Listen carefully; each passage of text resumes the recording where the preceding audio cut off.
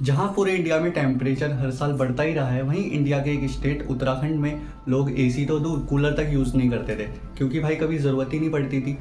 लेकिन पिछले साल 2024 में उत्तराखंड का टेम्परेचर 43.2 डिग्री तक पहुंच गया था, जो कि ये अभी तक का उत्तराखंड का ऑल टाइम हाई है। और उम्मीद ये है कि 2025 में भी हमें एक नया हाई देखने को मिल सकता है, जो कि 44 डिग्री को इजीली क्रॉस करेगा। लेकिन इसका रीज़न क्या है? हर साल गर्मी बढ़ती क्यों जा रही है? इसका रीज़न है पेड़ों का कटना। इंडिया में 2018 से 2024 के बीच लगभग 1 करोड़ से ज़्यादा पेड़ काटे गए हैं। ये नंबर तो वो है जो हमें पता है। इनफैक्ट इसके अलावा भी काफ़ी सारे पेड़ होंगे जो हमें पता नहीं है जो कटे हैं।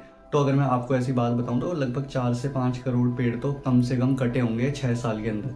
और पहले इंडिया में इतने सारे पेड़ कट चुके हैं, और ये अब देहरादून में 4000 से ज़्यादा पेड़ काटने की बात और कर रहे हैं। डिटेल में बात करते हैं। उत्तराखंड में जगह है देहरादून और ऋषिकेश।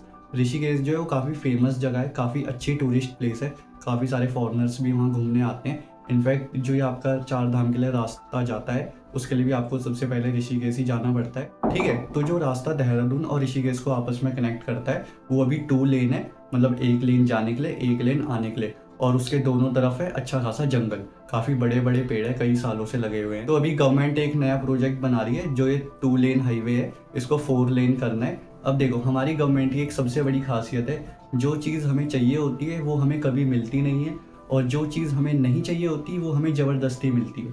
इसके लिए भी लोग काफ़ी ज़्यादा प्रोटेस्ट कर रहे हैं, आंदोलन कर रहे हैं कि हमें 4 लेन नहीं चाहिए, क्योंकि भाई ज़रूरत ही नहीं है, 2 लेन में सब बढ़िया चल रहा है। ये जो एरिया है जिसको गवर्नमेंट 4 लेन बनाने का सोच रही है, ये कम से कम 15 से 20 किलोमीटर का एरिया है। और इस एरिया में कभी भी ऐसा ट्रैफिक नहीं होता है कि आपको 4 लेन की ज़रूरत पड़े। आप कभी भी इस रास्ते से जाओगे तो आपको कभी भी 4 लेन की ऐसी नीड लगेगी नहीं। 2 लेन में इजीली इसमें ट्रैफिक मैनेज हो जाता है। लेकिन गवर्नमेंट फिर भी इसको 4 लेन बनाने का सोच रही है, और लोग टोटली इसके अगेंस्ट है। एक तो ज़रूरत नहीं है, और दूसरा अगर रोड चौड़ी होगी भी तो उसके लिए आपको काफ़ी ज़्यादा पेड़ काटने पड़ेंगे, और 4000 से ज़्यादा पेड़ को काटने की बात कर रहे हैं ये लोग। 4000 तो ये बोल रहे हैं, एक्चुअल में तो उससे ज़्यादा ही पेड़ कटेंगे, क्योंकि हर चीज़ को ही गिनती में थोड़ी लेंगे। और ये पेड़ भी कोई छोटे मोटे पेड़ नहीं है, काफ़ी बड़े बड़े पेड़ हैं, कई सालों से यहाँ पर लगे हुए हैं। एक तो पहले ही पेड़ इतने कम रह चुके हैं, ऊपर से ये और पेड़ काटने की बात कर रहे हैं। इसीलिए लोग इसके लिए आंदोलन भी कर रहे हैं, क्योंकि लोग बिल्कुल भी नहीं चाहते हैं कि रोड चौड़ी करने के लिए एक भी पेड़ कटे। इसलिए आप अगर उस इलाके में जाके देखेंगे तो लोग काफ़ी ज़्यादा उसमें प्रोटेस्ट कर रहे हैं कि हमें 4 लेन बिल्कुल भी नहीं चाहिए। यार देखो, ऐसा होता है ना, अगर 2 लेन में आपका काम नहीं चल रहा है या बहुत ज़्यादा ट्रैफिक है कि गाड़ियाँ चल ही नहीं पा रही, वहाँ पे काफ़ी ज़्यादा दिक्कत हो रही है, तब तो 4 लेन का मतलब भी है कि बनाना चाहिए। बट जब वहाँ पे उतना ज़्यादा ट्रैफिक है ही नहीं, तो 4 लेन का क्या ही मतलब वहाँ पे। अब देखो, अगर आप पेड़ों को काट के 4 लेन बनाते भी हैं देहरादून से ऋषिकेश, तो उसके बाद क्या?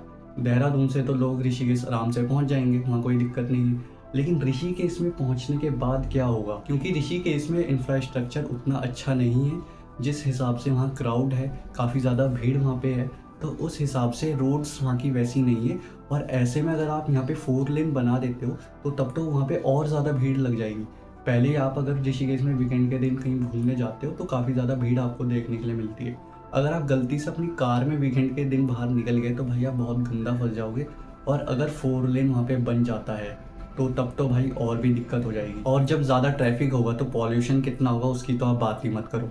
और गवर्नमेंट इसके बारे में कुछ भी नहीं सोच रही है। गवर्नमेंट के पास इसके बारे में प्रेजेंट में कोई भी प्लान नहीं है, क्योंकि अगर ऋषिकेश में रोड चौड़ी होगी तो वहाँ पे लोगों के घर बीच में आएंगे, शॉप्स बीच में आएंगी, तो उसके लिए लोगों को फिर सरकार को मुआवजा देना पड़ेगा।